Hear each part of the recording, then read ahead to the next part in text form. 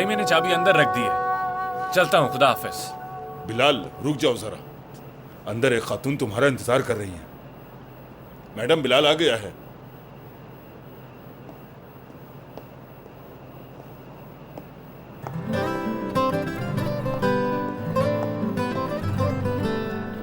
अस्सलाम वालेकुम। वालेकुम सलाम। तुम यहाँ क्या कर रही हो फैजल? मैंने सोचा तुम्हें सरप्राइज दे दूं, बस इसीलिए यहाँ आ गई, और कुछ नहीं। अच्छा किया, ट्रैफिक बहुत था आज, सर चकरा गया सारा दिन गाड़ी चला चला के। अगर ऐसा है तो किसी पुरसुकून जगह चलते हैं हम, क्या ख्याल है? थोड़ा रेस्ट भी मिल जाएगा और बातें भी हो जाएंगी। चलो ना प्लीज। ठीक है, चलते हैं। अपनी गाड़ी में आई हो तुम? हाँ, यहाँ से थोड़ा दूर पार्क की ताकि तुम कहीं मेरी गाड़ी को देख ना लो। अब चले? हाँ चलो।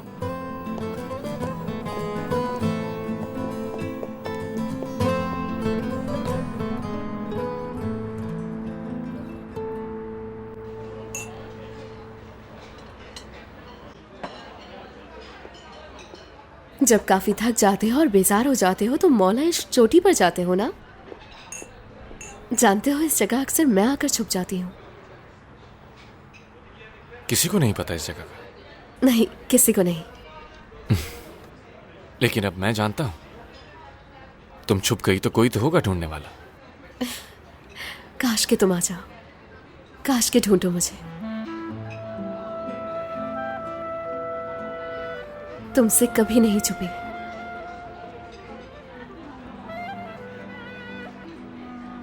अच्छा ना, अब तुम भी कुछ बोलो प्लीज। इस मुस्कुराहट का मतलब समझती हूँ, यानी मैं बोलूंगा नहीं, इंतजार मत करो मेरा।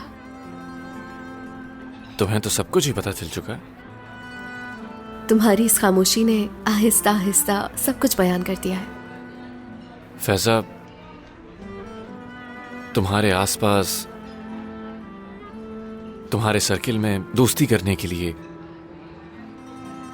ऐसे बहुत लोग होंगे जो तुम्हारे करीब आना चाहते हो, लेकिन मुझे तुम में दिलचस्पी क्यों है? हाँ,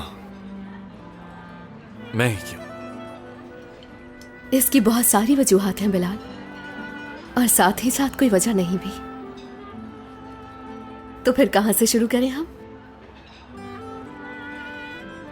तो सबसे पहली वजह क्या है ये बताओ मुझे। चलो ठीक है, थोड़ा सोचना पड़ेगा मुझे। तुम मुझे एतमाद दिलाते हो, सबसे बढ़कर तो ये है, तुम्हें अंदाजा भी नहीं कि ये मेरे लिए कितना अहम है। और एक वजह ये भी है कि तुम अपने इर्द गिर्द के हर शख्स को बचाने की कोशिश कर रहे हो, और वो भी बिना मुआवजे के। और एक वजह यह भी है कि कोई कितनी ही पुरकशिश क्यों ना हो, तुम लड़कियों को उस तरह नहीं देखते हो। यही अच्छाई है तुम्हारी। चाहे कोई वजह ना भी होती तो तुम्हारी सादगी ही काफी है। तुम ऐसे हो बिलाल। क्या हुआ तुम्हें? शर्मा गए?